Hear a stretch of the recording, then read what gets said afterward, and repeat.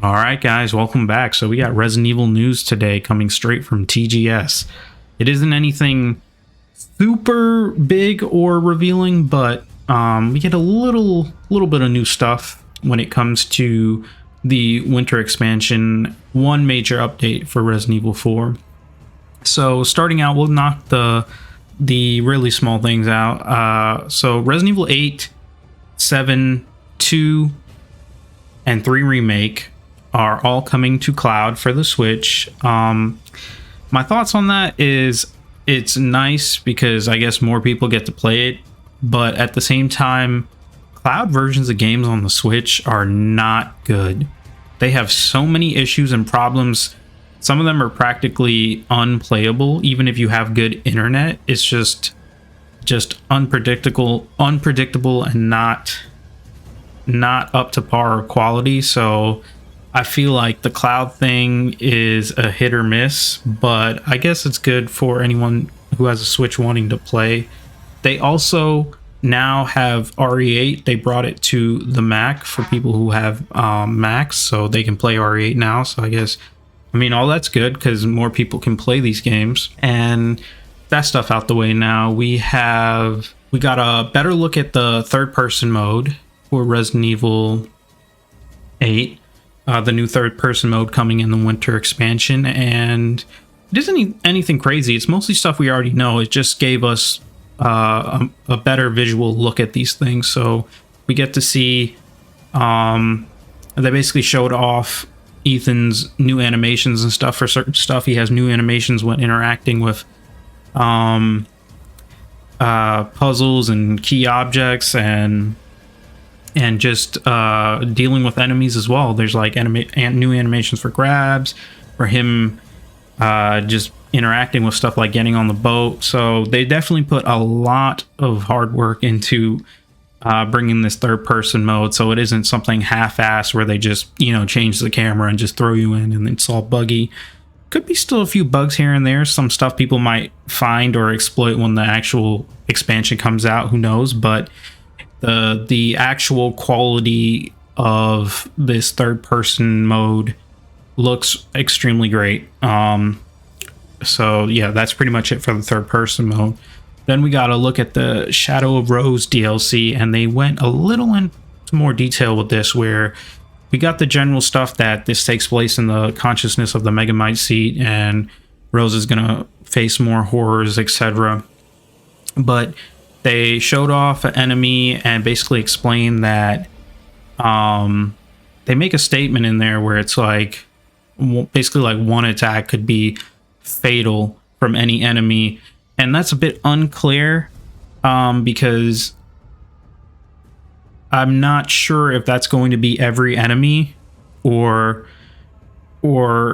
certain enemies might have a specific like one-hit kill attack or something like that. It could be one-hit kill attack, or it could just put you in danger in the red. But when the special molded did grab her, it was like it did this like sort of like Dementor from like Harry Potter, like soul suck animation, where it was just like basically it looked like it was like a Dementor, and it was like just sucking her soul out, and you could see like her face and stuff just like pull forward, and it's pretty cool. So that one was there and kind of unclear, but we'll see when the full expansion comes out. And then we also got to look at the fact that she'll have special abilities. She'll have this ice ability where she's able to freeze enemies, and it basically freezes them in place, and it also said you can use it to exploit their weaknesses. So I guess you freeze them and shoot them in the weak spot, and on top of that, you could also, I guess, use it as a speedrun tactic or just an emergency tactic where you could just because you can freeze multiple enemies at a time. Like if they're piled up in front of you, you can just freeze them all. So you can use that to like just escape or run past enemies. So yeah, that's pretty cool. I'm interested to see if she'll be having any more other than the ice ability. But that was it for the Rose update.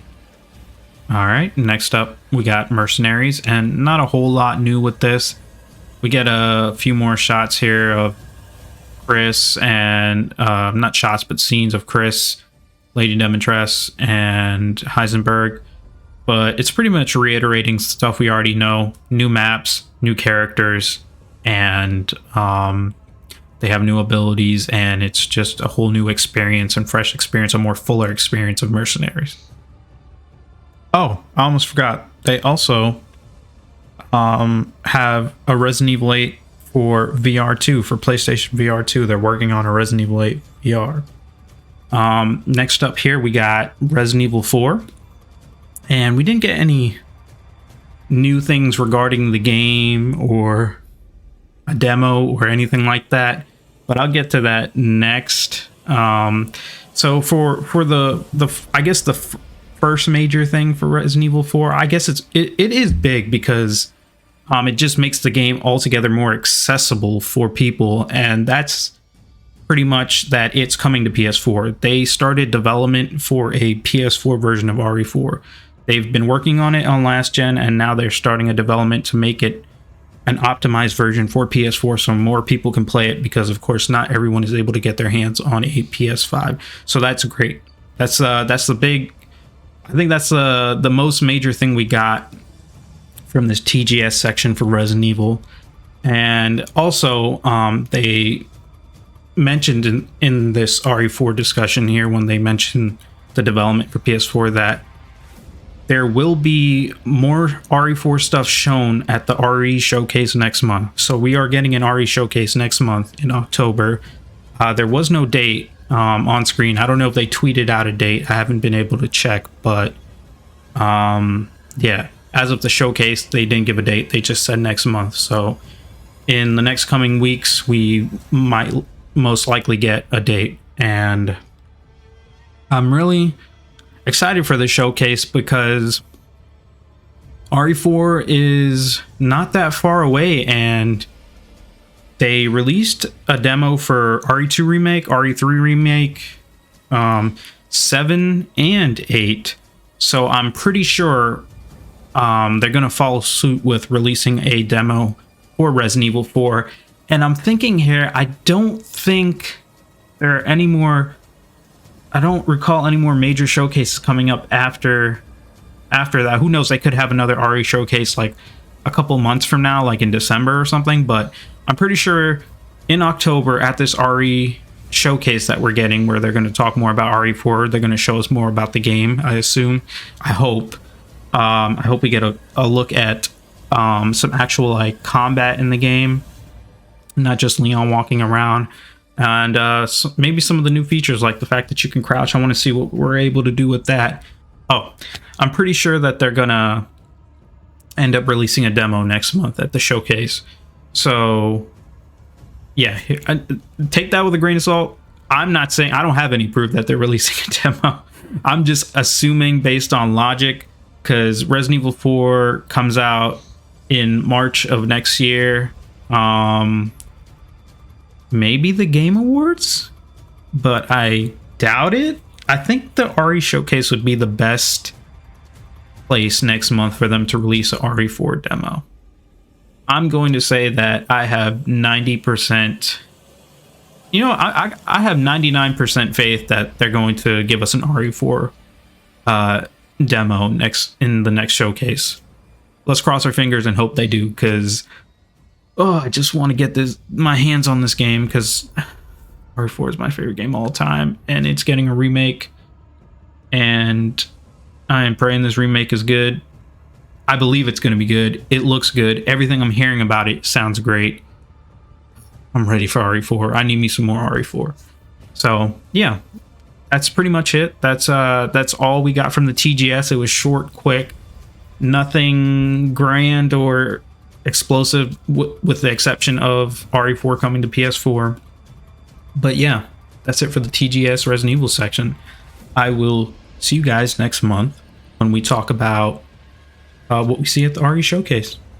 See you guys then.